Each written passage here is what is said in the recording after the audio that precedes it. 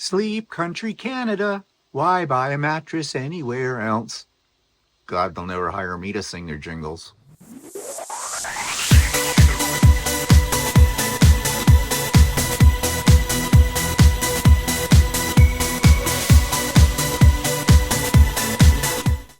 Good morning, everybody. It's Stephen here for Bland Designs and the Idiot Quilter, and welcome to my weekly vlog.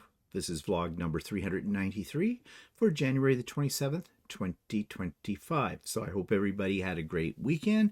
I hope that for those of you that have snow that don't want snow because you don't usually get snow, I hope it's melting very fast. Here, not so fast, but we don't have that much. So, and it's Canada. Yeah, we're used to it. Anyways, let's take a little sneaky peek at what I have been working on. Now, these are things that I'm going to talk about tomorrow in more detail on the Idiot Quilter. I'm just giving you a little flash show here of what these projects are. So the first one that comes up is my latest quilt of valor. We'll talk a little bit about this as well. Just to say that this is not my design. This was pre-cut pieces that I got when we went in the late fall for the presentation of one of my quilts of valor to a vet. But we'll talk more about my design decisions on this tomorrow.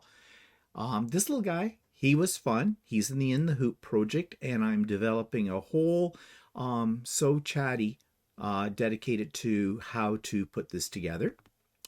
And this is a sneak peek of projects I'm working on. One is the Kindred creatures, the very colorful one hanging off to the side. We're doing the last installment of that series on So Chatty this week on Friday. And I'm working on the development of my latest pattern, which right now has a working title of Cornered Stars. And yeah, so that's what I have been up to. And as I said, I'm going to give you a sneaky peek of some of the things that I do each week, but I'm not going to talk much about them. I'll talk about those on the Idiot Quilter. So that's just to entice you to check out the Idiot Quilter, if you need enticing, and you might. Okay, so we've got that. So YouTube channel of the week. Speaking of making things, although this guy, I found him because I was looking for videos about 3D printing, as I do. This guy is actually a woodworker, and he's in Sweden. It's called the Swedish Maker. And although I am not a woodworker, I've always kind of wished I could be, but anytime I pick up a power tool or any tool at all, it's usually disaster. For me, for the project, for the house, for the neighborhood. Yeah. So Walter doesn't let me get near power tools. Okay, let's just say disaster happens if I get near them. But I do like to sometimes watch what these people create. So here's my review of the Swedish Maker. This week's YouTube channel of the week is called the Swedish Maker, and I accidentally stumbled upon this person when I was looking for some videos about 3D printing, because this guy does do 3D printing, but he does much more. He is a woodworking and 3D printing person from Sweden, thus the name, the Swedish Maker. And I found his videos very, very interesting. He's very clever. He likes to experiment, and he likes to make the videos about his experiments. He finds something that he needs to create, to do whatever it is that he wants to do, and he figures out a solution for it. And there's a lot of trial and error. But he has made this his full-time job.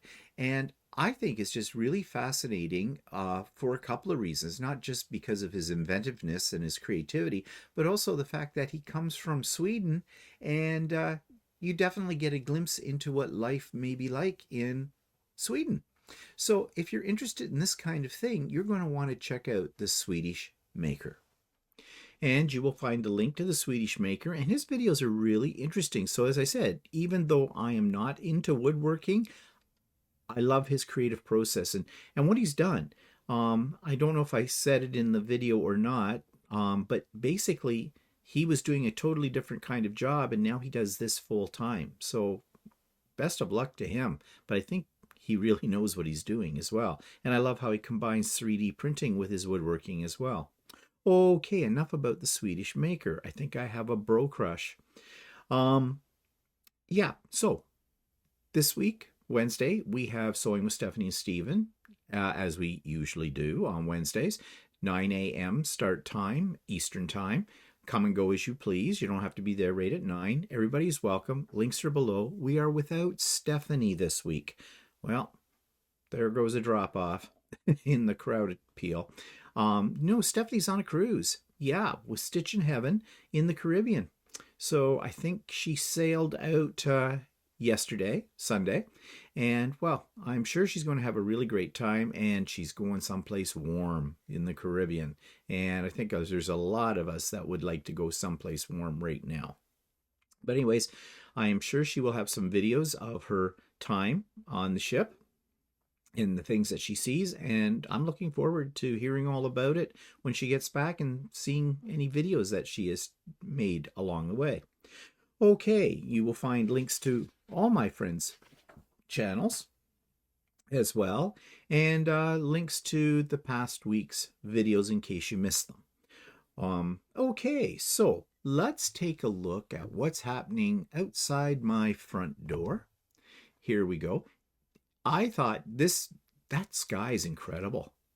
The color, the blue. I love blue. Well, that blue, I really wish I had fabric in that shade. That is gorgeous. Absolutely gorgeous. Actually, that whole little silhouette is just thinking would make a really interesting art quilt or landscape quilt or something like that. Just take with just the trees, possibly the outline of the houses in the background, and then that blue in the sky. Anyways, this is what it's looking like today, right at this moment in time. You can see we have some snow. We don't have a lot of snow, not by the standards that we have here in Canada for snow.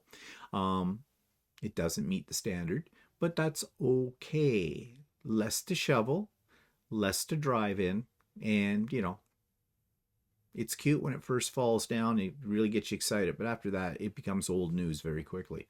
Anyways, that's what it's looking like. It is currently -6 degrees Celsius, which is, well, kind of balmy, because last week we went down as low as about, well, with the wind chill factor, I think we were down as low as -28 or 29.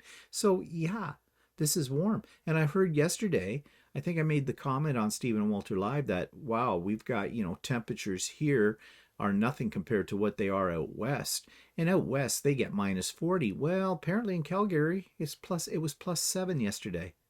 So yeah, what's going on there? Usually they're very, very cold, and we're much warmer than them. But anyways, apparently Saskatchewan got all the cold weather this year. We rotate it. Yeah, each year it's, the weather for the province kind of a thing, or a province gets the cold, whatever. Yeah, if you believe that, I have swampland out in BC to sell you. All right, so what else is coming up this week? Well, today it looks like the high is going to be -1, and the rest of the week is actually warm. Friday, we're going to 2. Wow. But then we drop down to -5 on Saturday, but then we bounce back up to 3 on Sunday, and next Monday to 2. And there doesn't look like, well, there's a 70% chance of snow tomorrow and a 65% chance of snow on Wednesday. So we're not done. Winter is not over. And I heard somebody mention yesterday that in a week's time or something, it would be spring in Texas. That confused me. Spring in North America comes pretty much, the official dates for it come at the same time. I think the person was just trying to be funny, saying because it's been so cold in Texas and snow as well, that, the temperatures are probably warming up this week or whatever. And yeah, it'll be more spring-like. Maybe. I would assume that's what they meant. But anyways, for a moment I had to think about that. Okay, so that's what it's looking like today outside. So that takes me to what's pissing me off this week. Well, you've heard me talk about this before, and it has to do with donations. And I think I said a few weeks ago or so, after my last fiasco with Hope Air and all of that with the quilt, that was it. I was just going to give to Quilts of Valor. And I still intend to do that. However, I make all kinds of 3D prints, and they're starting to pile up. So I thought, well, maybe the local elementary school would like some of these things. So I prepared sort of an email with a lot of pictures of different things that I've made that I think are appropriate for elementary school classrooms and kids. I wrote them off a note about that. I identified myself. I told them, I said, you probably remember that I donated, or maybe they didn't because I never got a thank you for any of that. A few years ago, when I was redoing the sewing room and getting rid of my crafting supplies, I donated to them probably anywhere from $500 to $800 worth of scrapbook papers. And when I say scrapbook papers, if you're not a scrapbooker, I don't mean scrap papers. I mean these are booklets of very fancy 12 by 12 inch papers that scrapbookers use when they make their scrapbook pages, because I used to be a scrapbooker. And they hadn't been opened or anything, brand new. And those alone I paid anywhere between $25 to $35 a pad. So not cheap. And I think I gave them 2 or 3 banker boxes full, all stacked up vertically. Yeah, they weighed a ton. Um, and then there a few weeks ago, a couple of months ago, I was cleaning out Lucy's room, trying to get her straightened out a little better, and I had all these painting supplies. Some of them had never ever been opened. I checked them all to see which ones were still usable, which ones were dried up, they went in the garbage and that kind of thing. And some other, you know, painting supplies like for art. And I took those over and they took them. Never heard a word, didn't get a thank you. I mean, am I asking too much to be thanked? I've said this before. I don't think I am. I mean, if somebody gives me something, I thank them. That's just automatic. That's just something I was taught. My mother was a really big one on always thanking people for whatever they did for you or what they gave you, that kind of thing. You know, birthday presents, Christmas presents, whatever, that kind of stuff. You always sent a thank you note. I mean, I'm not expecting a thank you note today. An email is fine. But you know, a thank you would be nice. But nothing. But anyways, I don't care. I got it out of my house, and I'm hoping that, you know, teachers will make good use of it with their kids, and I'm sure they did. So I'm thinking the same thing with the 3D prints. Well, I haven't had an answer. That was over a week ago. Yep. I sent them an email the first of last week. Well, actually, it's been a week. It was last Monday. I sent an email off with these pictures, as I said, of all the things. And, you know, I said, you know, if you're interested or whatever, please, you know, just contact me at my email address. I even gave them my cell phone number, and we can talk more. And if you want something specialized, you know, maybe a teacher's doing a very specific unit and maybe she wants some props, and maybe I can make them on the 3D printer to help them out. And I also told them absolutely no charge for this. I make these, I love making them, but I don't need a pile of them in my house, and I am more than happy to make you whatever you would like that's within my expertise to make, you know, whatever. And, you know, multiples, all free, no problem. Heard nothing. Well, then I got thinking, okay, there is a possibility, because I go through the server for the school board to contact this school, that maybe the server rejected my email. My email is very common. My provider, it's very common here in our area and whatnot. But I have had on occasion a problem with it where, for some reason, wherever the email went, it got rejected. But I never got a notice that it got rejected. You know how you get an automated one that says, you know, it couldn't be delivered or whatever. So I thought, well, I'll send it again, but this time I'll send it through my secondary email address, which is my Gmail account. And that one I usually don't have any problem with at all. So I sent the same message telling them, well, I'd sent this earlier in the week. I think I sent this out on about late Wednesday or something, Thursday. And, you know, I haven't heard anything, and, you know, just wanted to make sure you got the email. Well, I did get a reply back within an hour from one of the secretaries at the school. I probably shouldn't call them a secretary. They're probably office managers or something like that. I don't know. Anyways, you know, people that work behind the desk in the school, saying, yep, they'd passed my email on to their vice principal, but just give the vice principal some time because the vice principal is brand new. I don't know if brand new meant never been a vice principal before ever in any school, was brand new to this school, has just started at this school after Christmas. I don't know. All those possibilities. Okay.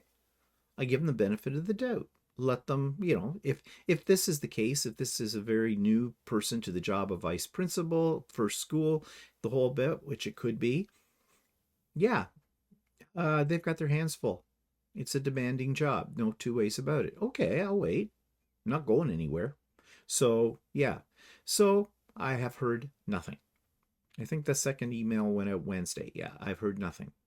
So I'm going to leave it for the next couple of days, and maybe about Wednesday of this week, if I've heard nothing by then, I'll send a third one and I'll just say, okay, well, I'm assuming that you're not that interested. I just want to confirm that before I go on with other plans. I don't have any other plans, but Now I know some people said to me, well, why don't you just go take them to another school? Yes, I could do that as well. But the reason I'm taking it to this school is because it's within 3 blocks of where I live. So this is the community for that school. And I've donated to this school before. So I'm sort of a known entity there. I'm not just some stranger off the street kind of a thing. So that's why I'm doing that. Now, somebody else suggested yesterday on Stephen Walter Live, what about after school programs? Well, yeah, but the problem is I still have to go through the school. To anything that's connected with the school, I have to go through the official channels, and that's what I'm waiting for, is to hear from the official channels. So what pisses me off is schools, and it doesn't matter whether you live here in Canada or you live in the United States, are underfunded. We know that. Teachers are underpaid. Teachers spend a lot of their own money, furbishing their classrooms, getting things for their kids and stuff like that. I know that only too well, since that's what I used to be, was a teacher for 31 years.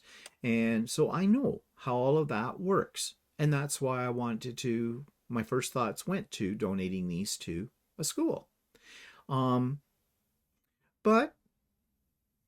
and these schools are always putting out things. They're always doing some kind of fun fairs or bake sales or something like that to raise funds so kids can go on trips, or they can buy new athletic equipment or whatever in their school.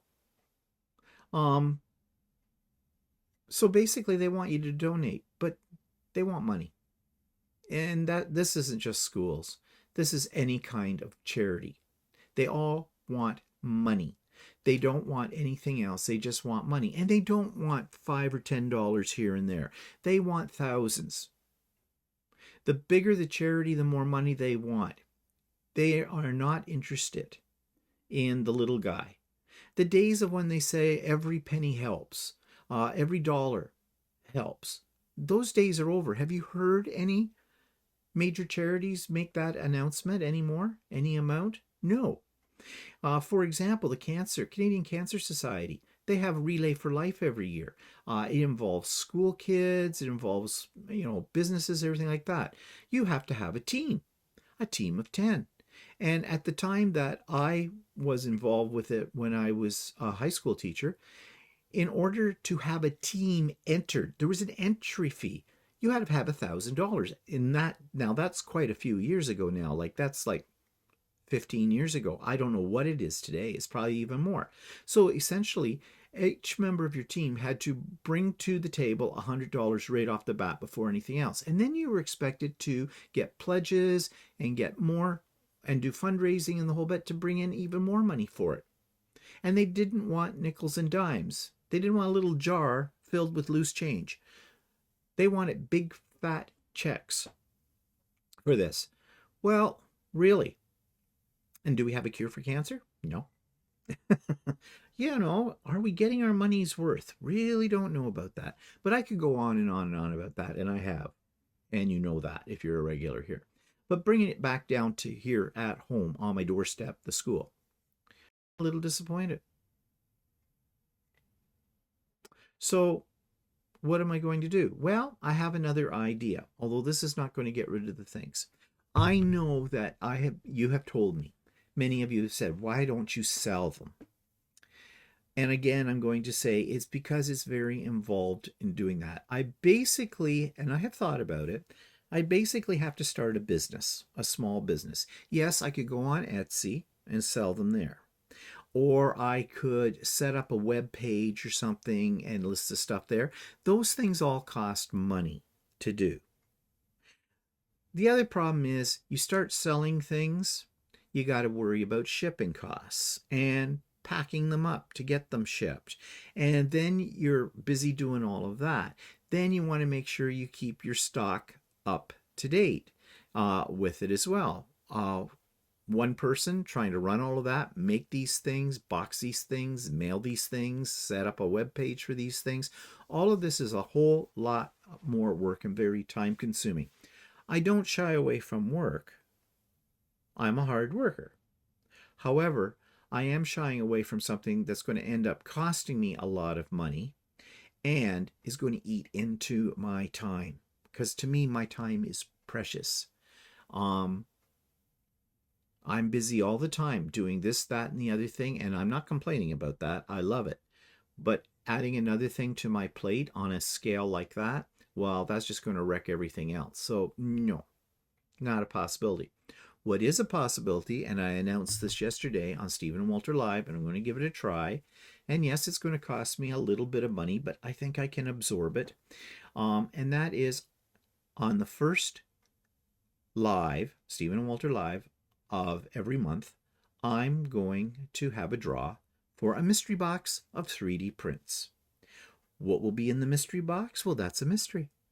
There could be some, it'll probably be a mixture of some of my fantasy creatures, some of my practical prints, maybe some of my quilting and sewing related prints, that kind of thing. Whatever I can get in an 8.5 by 8.5 by 8.5 box, because that's the size of the box I have. I've already checked what it's going to cost me to ship it.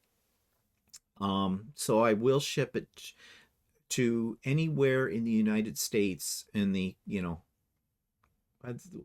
what's the word? Meaning all the states that are connected together. So sorry, Alaska and Hawaii. You guys get knocked out all the time. And anywhere in Canada. But not for the UK or Australia because I can't afford those shipping costs. Plus, a lot of things could go wrong on their way to England or to Europe or to Australia. So no, just limiting it to North America, to Canada, the US. And it will be a mystery. You don't know what's going to be in the box until you get it. So as I said, that's going to be a random draw of the people that are in the chat during the live. There will be a little special word that you will have to put in if you want to be in the draw, and then I'll have Nightbot pick the random person. And that person must still be on there when their name is drawn as well to verify that they are there. Also, so I can get contact information, mailing address and stuff like that. So, yeah, that's what I'm going to do. It's not going to really make a big dent in the pile that I have, but it's something, and maybe I'll come up with another idea. I don't know. People just want money. Yeah, they don't want anything else. Okay, I guess that's how it goes. So that's what I'm pissed off this week about. Let's hopefully the school will contact me and say, oh yes, they want those. I got a feeling they're not. Okay, so moving right along. Speaking of 3D prints, well, the baby came. Oh, sorry, before I get to that, I'll talk about the grow lights, as I always do. There hasn't been a lot of progress on this. Lettuce is coming up nicely. Walter did some weeding out here, so we got to eat that. And this pile, we got some new ones coming up here. This stuff, pull out some more dead stuff here and eat that. The basil is just going wild. And the tomato plants, these are the ones that are thrilling, or not tomato plants, pepper plants. These ones are thrilling me like crazy. A couple of yellow leaves, don't know what that's all about. Have to consult with Quilter and see what's going on. But see back in here, we have green peppers. They're getting bigger. Every week when I show you these pictures, they are getting bigger. Right now, they're not, I wouldn't pick them yet. but we'll see how this goes. And I think there's some more. There's one up here in the top, just peeking out a little one.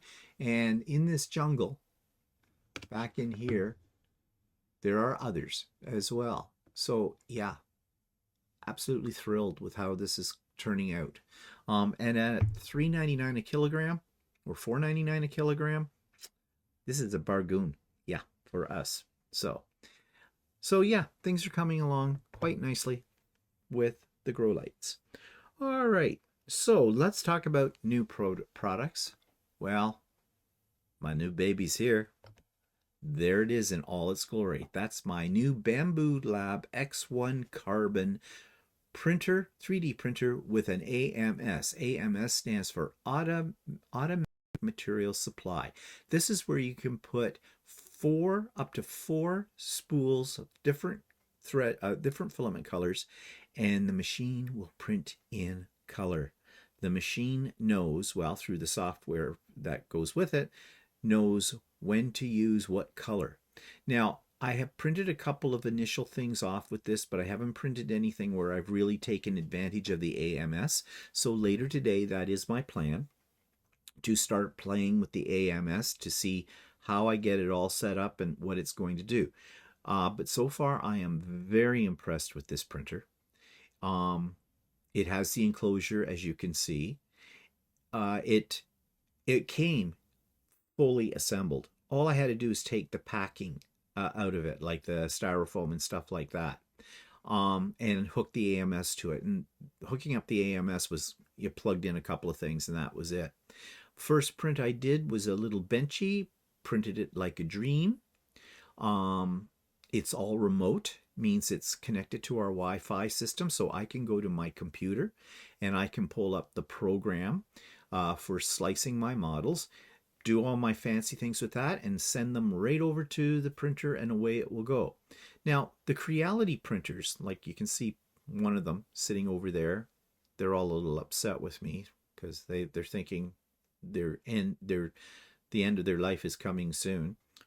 Not that soon. Not at $2,000 a pop. Yeah, this was expensive. Well, it wasn't $2,000 to buy it. It was on sale for, I don't know, $1,300 or something. I'm talking Canadian dollars. Then there's the AMS. I forget. Anyways, I think it came out to about $1,800 and some odd dollars, including tax and shipping for this. So yeah, it's about 5 times more expensive than what I paid for the Creality KEs that are over there. But so worth it so far. I am definitely pleased with it. I have been watching tons of videos even before I got it, but after I had ordered it, about this product. And I have not run into one review of it yet that said anybody had a major problem with it. So here's hoping that this was worth the money. I think it is. I think it is. Excuse me, got to sneeze. So I will be, well, as I said, it's works remotely through the Wi-Fi. So do the Crealities, but not well. Their program for doing that sucks. The Bamboo Labs one doesn't suck. There was a lot of thought put into this machine. So if you're somebody who's been thinking about getting into 3D printing, but you're really afraid of the tinkering around with it and all that kind of thing, and assembly, this is the way to go. Yes, it's pricey, but basically you get what you pay for. And I am done with this tinkering around. I have done it a lot. Well, I shouldn't say I'm done, because I have 4 Creality KE printers. And you want to know something? I don't want to use them. Isn't that bad? But I will. I'm expecting it to arrive this week. I ordered a whole lot of bamboo filament. I've heard good things about their filament. Plus, the AMS really likes their filament as well. And actually, their filament is cheaper than what I was paying on Amazon for the other filaments that I have. I mean, I'll use the older filaments with the older machines, but the bamboo ones I'll probably use exclusively in the bamboo printer. And as time goes by, I'll add more to the collection. I just dropped about 400 and some odd dollars on filament. So yeah, it's a big box that's coming. So yeah, part of my plans this week are to experiment and play with the new printer and yeah, and learn that AMS. I don't think it's very difficult to learn how to use it, but you know, it's new for me. So it's something new I'm adding to my, what do you call it? My toolbox. Yeah. So probably next week on my vlog, I will do a little bit closer look at this printer and show you what I've been able to accomplish with it and that kind of thing. Okay, but in the meantime, I did print a few things, and these are not from the new bamboo. They're from the KE. Again, I was trying to see whether or not my printer could handle this. This is a little model, basically, of a locker. You know, like a school locker or gym locker kind of a thing. And I have no use for it, but I wanted to see if I could print it. And I could on the old printers, and it didn't give me any problems. And here's what it looks like. It has shelves, little door opens. So it's just sitting over on my other desk. It's more of a decoration. I'm not going to store anything in it, really. Don't have anything to store in it. Though I did think if I could find a little model of a kid or something, and I could stuff them in the locker, you know, like what they did in high school when they used to stuff the grade 9 kids, the nerdy grade 9 kids, into the locker. The seniors would. Well, they did it to me. Maybe it's not a thing. Maybe it was just me. Anyways, yeah. And then, what else do we have here? Oh, now you got it. That is cute. There is a trend right now in 3D printing world of all of these little knit. They look like they're knitted little animals. I printed some cute little penguins and things and whatnot.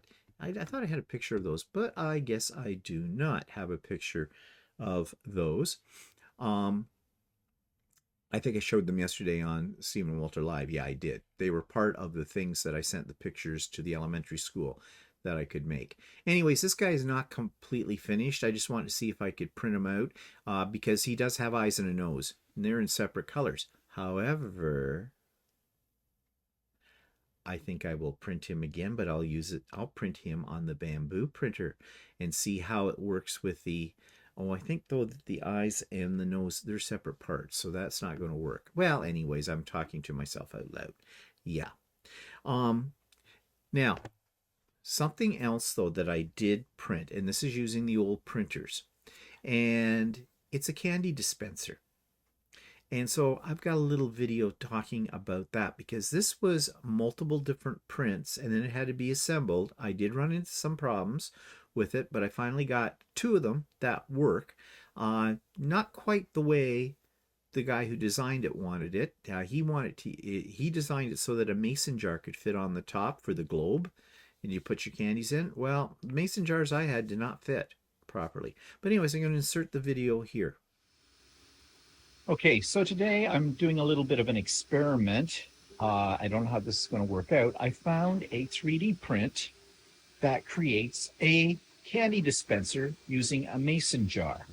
So I printed one out, and that's what these are doing now. This is printing out the second version of this. I printed out the first version, and all the pieces printed out pretty good. And I even bought some mini M&Ms to put in the jar, but here's the problem. The jar is supposed to go upside down with the lid off, of course, and it doesn't fit. It's off by a little bit. I did find a jar that will work, but I put a rubber band around it to seal it a little better because otherwise it's going to fall off. And in the process of putting this together, which is very simple, I broke the little knob handle, as you can see. And these pieces did not fit properly inside of here. So I went back, looked at the instructions, and I noticed that they were printing things, the wall layers at zero point 0.2 millimeters, whereas my print or my slicer was set up for 1.6. So my theory is they were slightly too thick to handle the mason jar. I did some measurements, and that would seem to be the case, but we'll see. So I'm reprinting all of the parts at a zero point 0.2 millimeter thickness, and hopefully this will go together better. Um, we'll soon find out about this, but it is an experiment. I hope it works because it's kind of cute, um, and just fun. And I already spent like $20 on mini M&Ms in this bag for it. So we shall see what we shall see. So after a lot of trial and error, I finally got a candy dispenser that works, and I'm really thrilled with it. So now I can have M&Ms on tap. So yeah, and I think I told this story the other day, but in the process of making that, I needed to get some M&Ms to put in it. So I went over to the bulk barn, bulk food store, and I got a big bag of miniature mini M&Ms, to the tune of about $20. A lot of M&Ms there.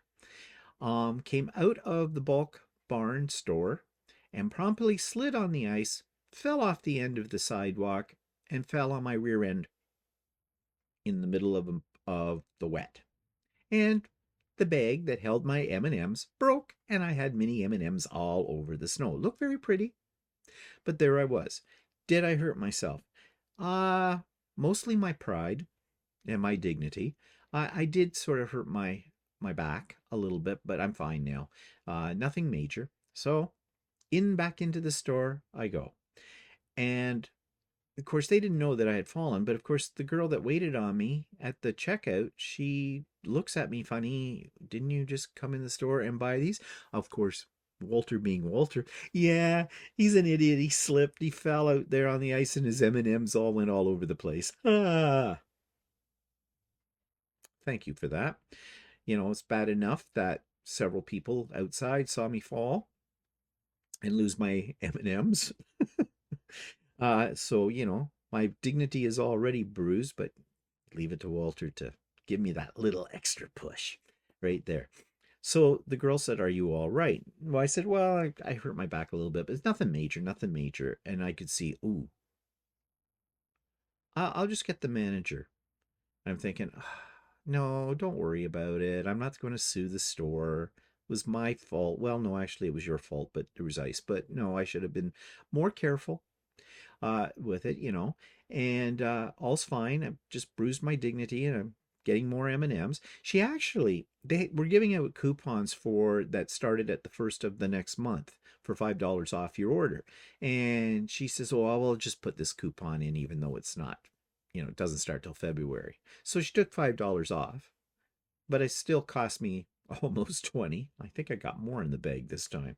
So, $40 worth of M&Ms for that candy dispenser. And the manager did come down, and she looked a little, I think she looked a little worried because she didn't know if I was going to jump all over her throat and threaten to take them to court or whatever over this.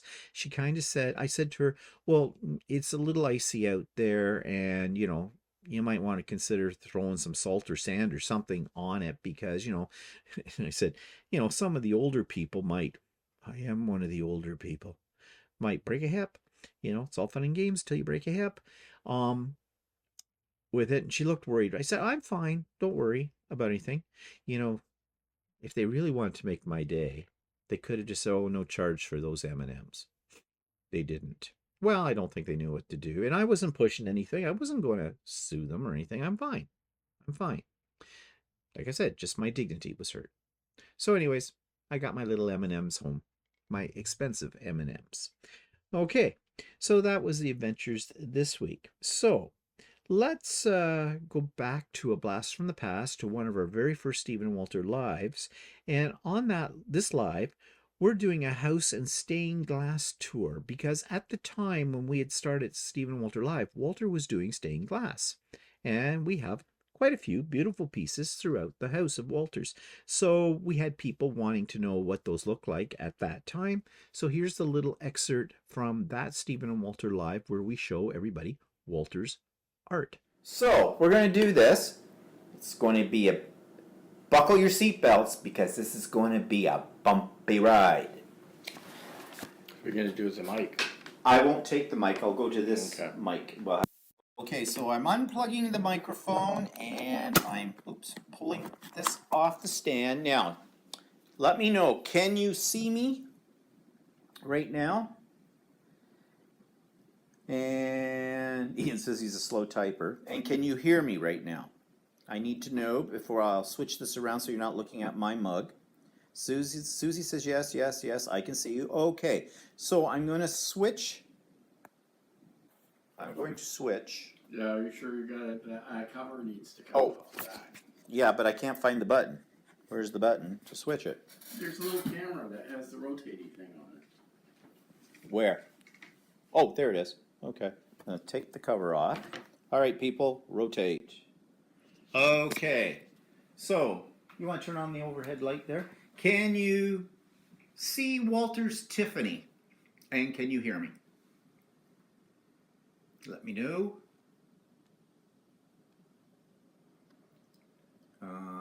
Okay, people can hear me, yes? Okay, Shelley says gorgeous. Wow, stunning. Yes, so Walter, do you want to explain your work of art here? Well, actually, Well, I gotta it take was, my finger off the camera. It was a pattern that I purchased. Of course, I chose all the glass myself. And there's 425 pieces, and it took me almost a year to do it. So. Yeah, that's probably his best piece. And Craft and Bev says that's absolutely beautiful. Okay, so this is in our kitchen. So you've seen part of our kitchen, but this is, we have sort of an open concept kitchen. So this is our kitchen table, and this is the kitchen itself. And there's where we were sitting. And there's Walter. And then, of course, we have this sitting area here as well. We just redid this room about a year ago. And we have a TV in here too, so there's YouTube on there. I don't have that. That's our wine fridge. So moving on, let's. I'm not going to take you into the. How come that light's not on? There it is. Okay, so this. Sorry if I'm making you sick. This is our bedrooms. This is a 3-bedroom house. The guest bedroom. Guest bathroom. It's a bungalow, so everything's on one floor. Yeah, but it's a raised bungalow, as you're going to see. So we do have stairs, and then the master bedroom, and it has an ensuite, but we're not going into the bedroom. Because we don't have the big cover because we don't have the duvet and everything on there right now. So this is our dining room, and I can show you some of... Oops, that's not the right switch. I'm just turning on the lights here, sorry. Okay, what you have here is, now everybody thinks this is a Christmas village. Yes, Ian, I'm keeping we have a fairly strong connection in this house, but I'll watch for that. Ian says watch to make sure we don't lose the connection. This is not a Christmas village, although it's got Christmas trees and things in it. This is up all year round. It started many years ago. Thanks, Bev. Oh, hi, Cindy. My mother gave me the first piece, and it's called Department 56. And I collected a few more, and then I got out of the habit of collecting them. But you see all these other little pieces that are in here. I'll take you in a little closer. You see there's something from Greece, something from...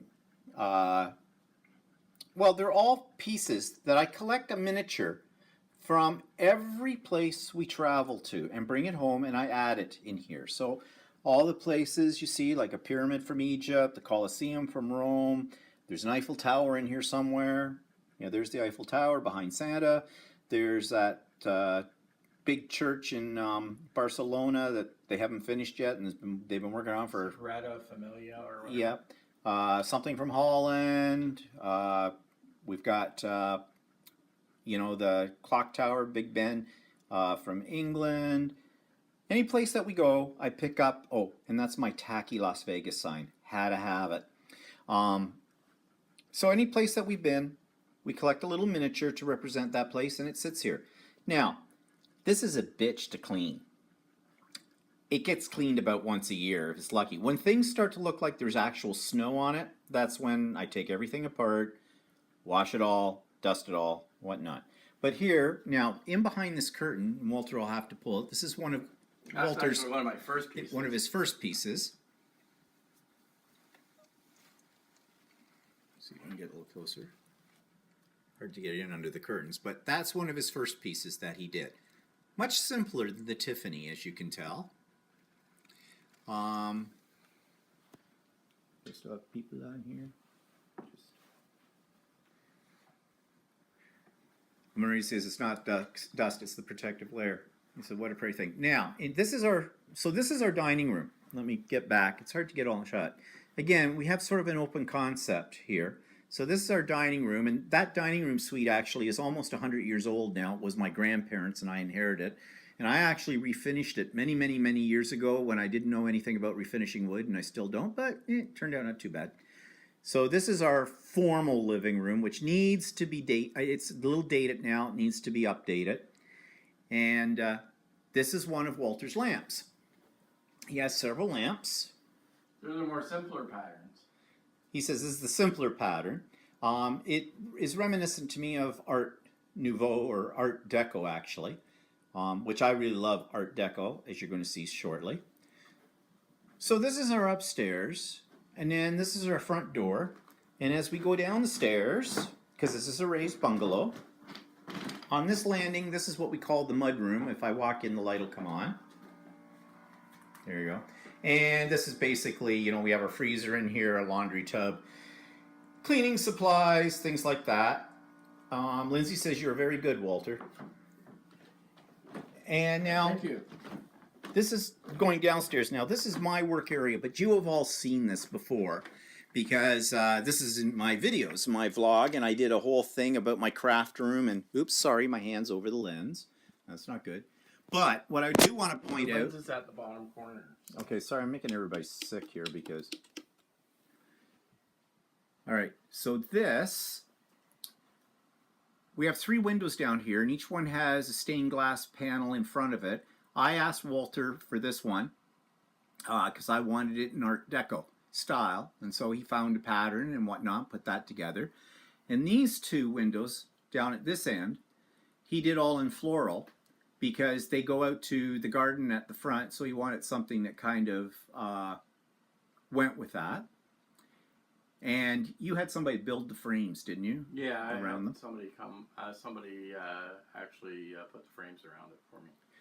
So yes, you're getting more of a view of my craft room, but as I said, I got a video on my craft room and when I redid it also. Yeah, that's how I do my videos actually. The tripod with the reach arm on that over top of my main work desk that's here. So we move on and the princess will show us the way. Oh yeah, and this is my gallery of my art. It's on every wall. I really need to give some away or sell it. I don't know, one or the other. And so in here, this is our rec room. And Walter made these 2 lamps that are here again. He also has 2 lamps that are in our bedroom upstairs as well that we didn't take you into. We redid this rec room, oh geez, how many years ago now? Well, It's been a I'm while. retired, so. Yeah, so about 7-8 years ago. Yeah. And we had this fireplace built in to it. It's a gas fireplace. And they had to build the wall out for it. And Walter won't let me hang anything on that wall. It's an accent wall. It's in a different color you see than the rest of the room. I so want to hang stuff on it, but he won't let me do that. And this is where we're down here the most when we're watching TV because we have a big television set, as you can see. Other rooms we're not going to take you in down here. There's a bathroom down here. There's a laundry room down here. There's what I call the annex in some of my videos, and it's a mess in there. That's my exercise room, and this is Walter's workshop, and it's even more of a mess. That's one of my jobs is to clean that up. Yeah. And this is the patio that, oops, why did I suddenly... Because you put your hand on front of the... Sorry people, blackout. This is our area I was telling you about that we sit under the deck. And you're going to get a bit of a glare here.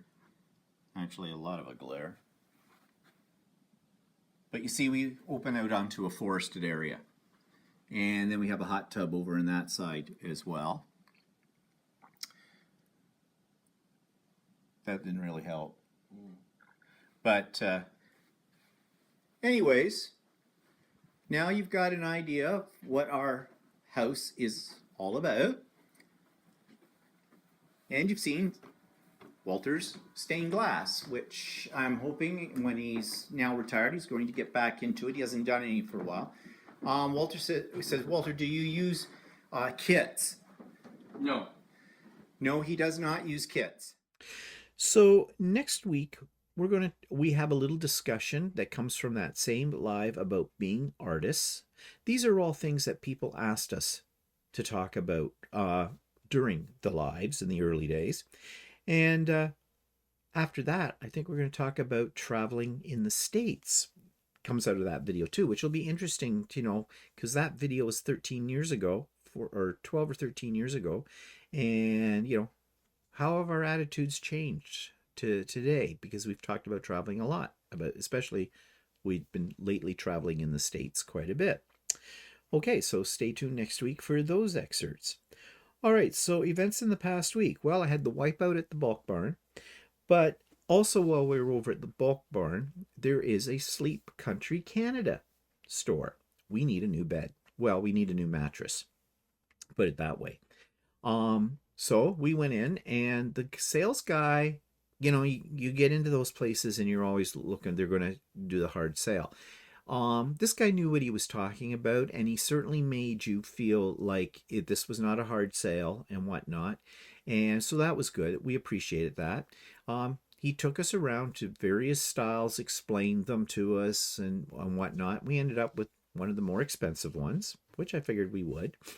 And we also bought the platform that raises and lowers your back, your feet, puts you in a U, stretches you out. We got that as well. I've always wanted one of those kind of beds. I'd already told myself, but we're not getting one of those because they're more expensive. And really, do I really need one that does that? And I even talked about, well, they had ones that had a wired remote control, and they're cheaper. And before we went in the store, I said to Walter, well, if we were to get one, I wouldn't bother with the wireless remote because that's more money anyways, and that kind of thing. Yeah, no, we got the wireless remote. Not only did we get the bed that goes up and down, it also massages. Yes, it's like those old hotel rooms with the magic fingers vibrator on it. I said, oh, yes. Oh, well, you get to an age where that kind of thing is a thrill. So, yeah. So, about $4,600 later, we have a new bed. Well, we don't have it yet. They deliver it and set it up next Saturday at some point. I am excited. I'm excited, though, not just because it raises and massages and all that, but because we need a new mattress, and I'm definitely feeling the effects of not having a new mattress. Our mattress is 20 years old, and they say you only get about 7 to 10 years life out of a mattress. That's what they tell you. I don't know how true that is, but definitely we're way overdue for a new one, and I'm hoping my body will like this new one a little better. Did I tell you it raises and lowers automatically? Yeah, I'm excited. Okay, what else am I excited about this week? Well, today, the 27th of January, 2025, it is Walter's birthday. He turns 67. So we are now both the same age. We're actually 6 months apart, but at this point in the year, we're both 67. And already gave him his birthday present. We're both impossible to buy for. And Walter's answer, I said, what do you want for your birthday? And I start this early in the month. And nothing. I don't know. Go away. Finally, he turned around and said, well, you wouldn't mind one of those trimmers by George that we use for in the hoop projects? And I said, oh, yeah, I'll get you one. And I did. But I got that for him 2 weeks ago. Anyways, I said, what else do you want? I'll get you something else. No, I don't want anything else. And when Walter says these things, he isn't being coy. Okay? He just means he doesn't want anything else. He did want to go out for dinner, and he wanted to go to one of our favorite restaurants, which is the Keg. You've heard us talk about it before. So I immediately cashed in some of my points from my credit card and got $200 worth of gift certificates for the Keg. This is an expensive restaurant that we're going to. In fact, I don't know if $200 is going to cover the dinner with that. So I will have to pay a little bit more probably, but that's okay. Not worried about it. So, yep, we have a reservation for tonight, 6 o'clock at the Keg. And I'm having escargot to start with. Walter always makes me feel guilty if I order escargot. Because, yeah, they're not on your diet. There's no way. Because these ones come dripping in a garlic sauce. And I love them. I absolutely love them. And they make the best ones with it. With nice warm bread, artisan bread. That artisan, that's a well. Artisan bread that you dip in the sauce. Oh yeah, my cholesterol's just going to shoot right out of the top of my head. But anyways, yeah, looking forward to that. So that's what we're doing for Walter's birthday tonight. I also made him a special video birthday card. He hasn't seen it yet. I'll show that to him later. Okay, so yeah, that's what's coming up. And one other thing. Today, I'm going to start drafting out my plan for the Idiot Quilter Spring 2025 retreat. And you know, I run these twice a year, and they're absolutely free. So what I'm looking for now is I'm trying to decide. I usually have speakers at them, usually have a couple of guest speakers. I don't know who I'm going to get yet. I have some idea, and I need to reach out to those people and see if they're available. But if you have suggestions, I will take them. But just keep in mind, I'm not doing big-time celebrities because big-time celebrities are not going to want to appear on my retreat. For one thing, I can't pay them because the retreat is free. So, yeah, they have to do it free. And, you know, you're not going to get people like Jenny Doan or Donna Jordan or Angela Walters. So don't even suggest those people. I would like to draw from my subscriber base. So really, if you're one of my subscribers and you've got something unique that you do that you would like to share and talk about, maybe you are part of an organization, a charity or something like that, that's related to quilting or sewing or something like that, or maybe you are a prominent crafter of some sort, maybe won awards or you've taught classes or things like that, whatever. Don't be shy. Let me know who you are, what you're all about, and there is a possibility that maybe we can talk further about you possibly being a guest speaker at the retreat. But anyways, I got to get my rear end in gear for all of that and start getting things to go. When is it going to be? I haven't got an exact date yet. Well, I sort of do. I think it'll be the first Saturday after Easter in April, so the tail end of April. I've had to fit it around a whole bunch of other things that are happening during that time and right after that time in my life. It's a busy 6 months this year, for 6 months. So that's what I'm thinking that's going to be. But of course, once I get things planned out and I know who I'm going to have as speakers and how it's going to work and that, then I will put out the announcement about it, about registering it and how that all works. So stay tuned for that. Okay, so yeah, that's it for me today. I hope you have a great day and see you tomorrow on The Idiot Quilter. Bye for now.